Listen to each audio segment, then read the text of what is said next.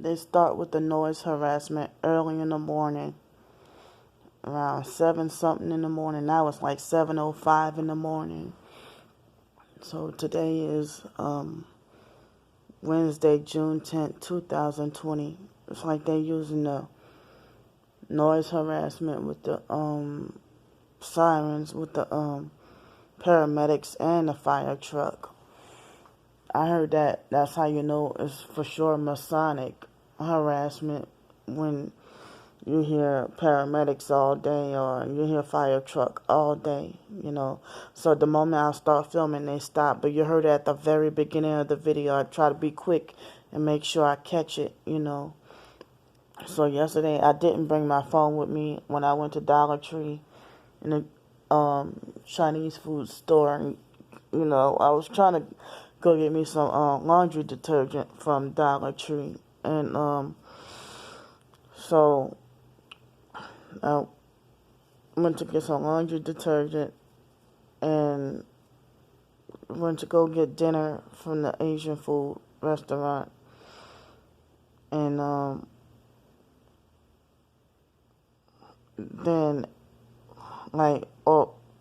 it's like the moment I walked outside yesterday evening, this white guy in the across the street from the hotel by the tattoo place, he was like right there waiting for me. And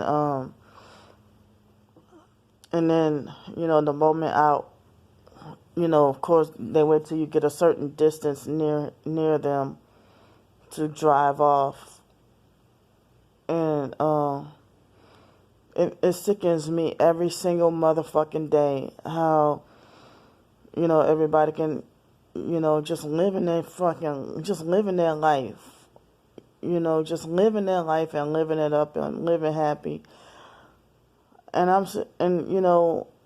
even when I was wondering, and other people in the neighborhood wonder too, how the hell the neighbors, how they have, like, they sit around the house all day and drink alcohol all day and have no job, and they have no job, and but yet they get no exercise, no social security, no job, and all they do is sit down and like drink alcohol, or they they have a place to live and a car, and all they do is sit around and drink all day, or they sit around and make noise all day, like the noise campaign all day, like right next to you. Other people in the neighborhood question that too. How the hell some people started off nice and used to love me when I was living in Jefferson, Louisiana, which is part of New Orleans, in 2017 and 2018. And before I know it, everybody started perping me,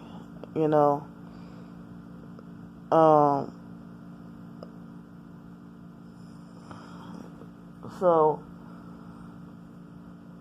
it seems like how the hell complete strangers walk up to you and know everything about you, and you never even saw their face before. There was a point in time where I thought it was just witchcraft, a part of the voodoo that New Orleans people do, but I didn't realize it was part of the gang stalking or whatever, And they just do weird stuff that don't make sense, and then they tell me I don't make sense, So,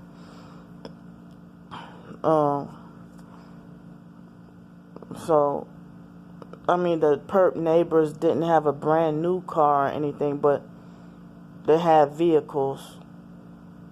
Like they start off with no vehicle, and when they're nice and love me, and then next thing you know, they get a vehicle. It doesn't even have to be a new one, but just have a vehicle, and they've been living there for all that long, unemployed. And then next thing you know, they have a vehicle, and they just a doggone make noise in, or I guess they have they get their another vehicle that's still not new, but newer than the one that they had, and doctor it up to where they can make louder noise. Like they have a whole like a special kind of studio in their vehicle to just make noise so freaking loud. And it's like it's like triggering and upsetting to me when people tell me that I should ignore the people who, like, ever since like elementary school, people like the teacher, Mr. Mitchell, used to punish me for not having the ability to tune out and ignore the kids harassing me. And instead of punishing them for harassing me, he would punish me for not being able to ignore them. Which I never understood.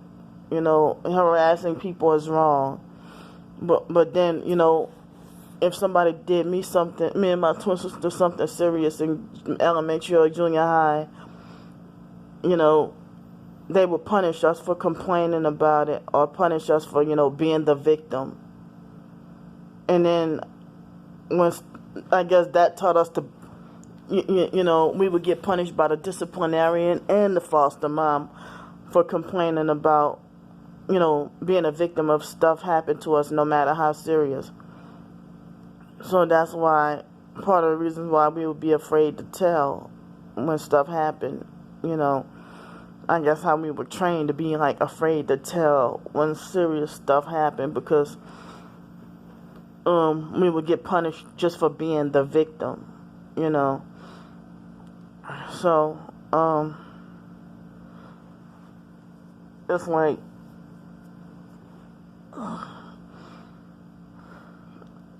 so I mean, that white guy, that Tory Birdsong guy, he professed to be targeted, but then he would try to tell me don't react, or he would get mad and say ignore,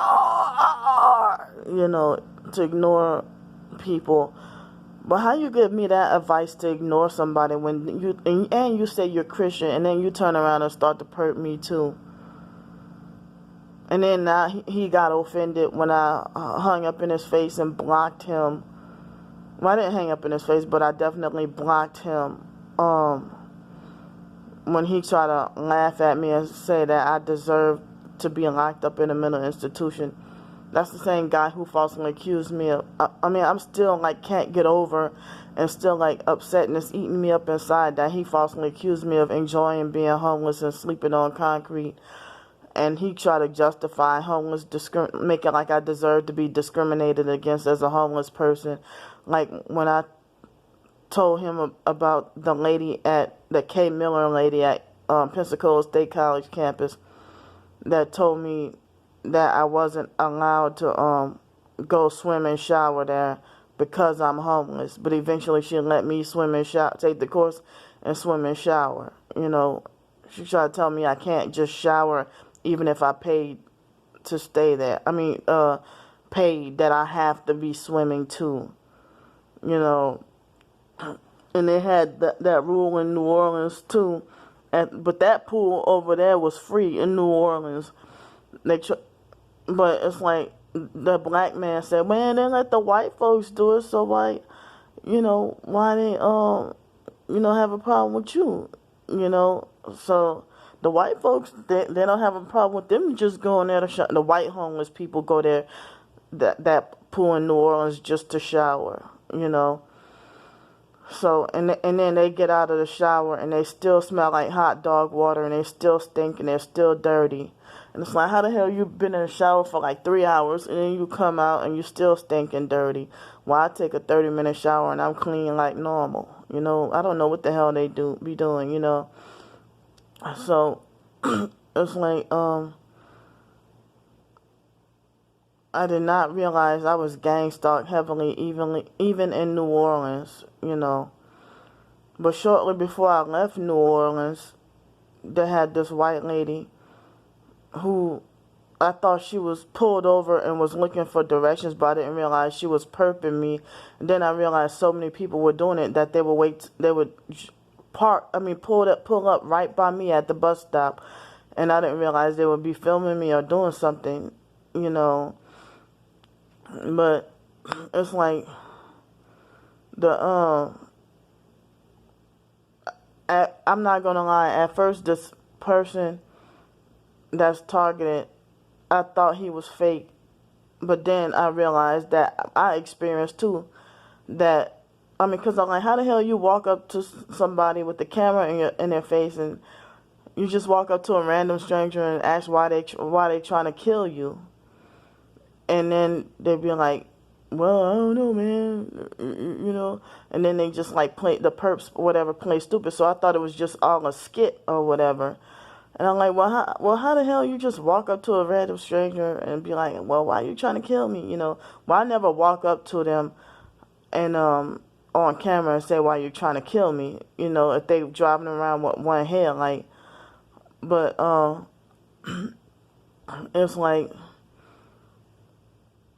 it's like I had been amazed at myself about, well, the majority of the time the perps don't confront me when I whip out my camera and start filming. Or I don't even have to have my phone, and then they like when I get a certain distance close to them, that's when they drive off. Like, remind me of roaches, you know. Like I said before, and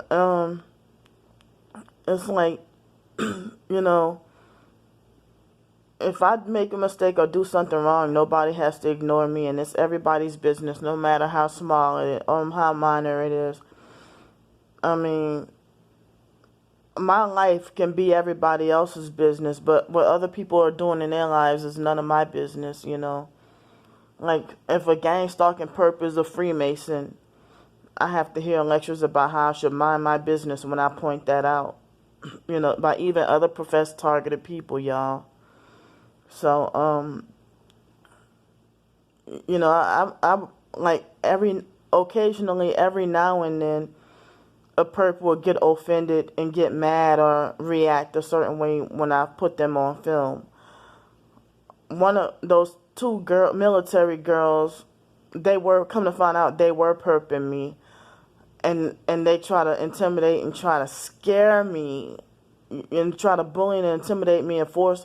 And look, I'm 36 years old and they're not even 22 yet, like 20 or 21, and they think they have that authority to force me to delete my video of me but they did exactly what a perp would do. First of all, driving it, you know, I think it was theirs was a dark gray new ass F-150, like a man, you know, F-150. First of all, you're right across from my hotel room directly, and you got your high beams on, and you're just sitting there for 2 hours. So what am I supposed to think? How am I supposed to not think you're perping me if you do that? And then they try to scare me and then try to frighten me and bully me into deleting the video. Young ass military children. And then the security guard questioned me about it, you know, when I was at the Days Inn Hotel downtown, you know. And they were the lady at the Catholic Charities that was my worker was already perping me, so I think she must have told them. She was a very evil bitch with no heart, no conscience, no soul, a black female too, this freaking sellout. And then she had all the staff at that Days, and she had all of them perping me, like except the security guard. I'm surprised was nice. Because after being raped by a Freemason security guard, I had zero respect for any and all security guards because of the Freemason guy who raped me in 2012, you know.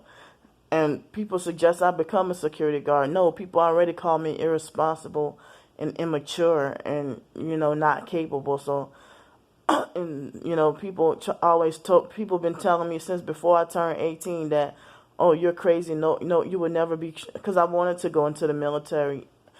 I wanted to go into the Air Force, and people used to tell me I'm not to be trusted with a gun. You know, so I don't have the mentality to carry around a gun. But I've been living with knives. Every time I have my own place, I've been living with knives and never cut myself. Never cut nobody. But I'm not to be, what make you think I'm supposed to not be trusted with a gun? You know, so, oh, you'll get mad and open fire on everybody. Well, I never got mad and stabbed up everybody. So why would you assume that? You know, just making assumptions. But those same people were perping me in high school.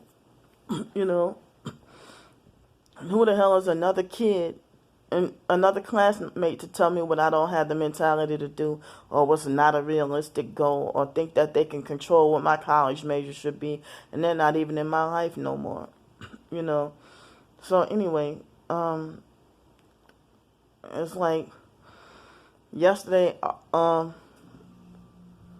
was like, because I've been locked in this hotel room for quite a few days and never left.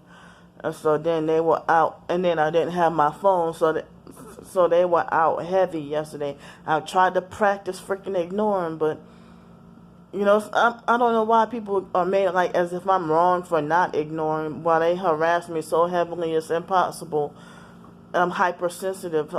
So yesterday they had this white guy in like a custom painted raggedy blue truck that was similar to those older model Chevy, like Suburban or whatever, and it sat low, and he was blasting music, black people's gangster thug music, so loud. The white guy coming from the parking lot from fake Walmart, and he waited till he saw me walking on the sidewalk, and he came out of nowhere and sped and wait till he got close to me to start blaring his music. And his music was so loud, like he had the vehicle doctored up to have the music so loud that like, how the hell am I supposed to ignore the assault so bad that my chest was still hurting 20 minutes later after he had that loud music like that? My chest was still hurting and felt almost like I wanted to fall over. People underestimate the power of noise. Like the white lady that was the neighbor, that was the gang stalking perp in Greenville, South Carolina. She had the orange Chevy Cobalt, and twice she had her music so loud that I literally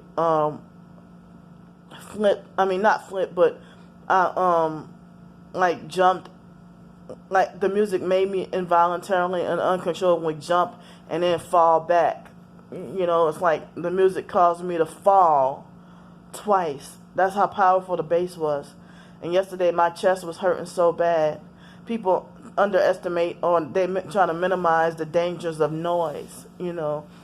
And then yesterday also, these white guys in a raggedy red and white truck, Ford truck, had wait till they get near me to blast black people's gangster thug music. And the guy with the blue truck, I said, "You are not hood. You are not gangster." You know, I said, "You're a gang stalker." And he ignored me and drove off, and then went, and he didn't even look at me or acknowledge me or nothing. Then he just turned the music down after, like when they get near me and then they turn it up and then turn it down after they're away from me. That's what made me want to have a freaking, you know, breakdown or whatever, you know. And like emotional, mental breakdown. And it's like everybody's right for their abuse and dirt and hate.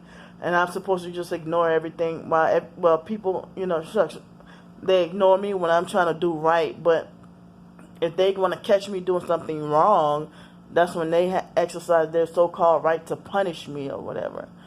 So I have to be done with this video right now because my storage space is getting low. Bye.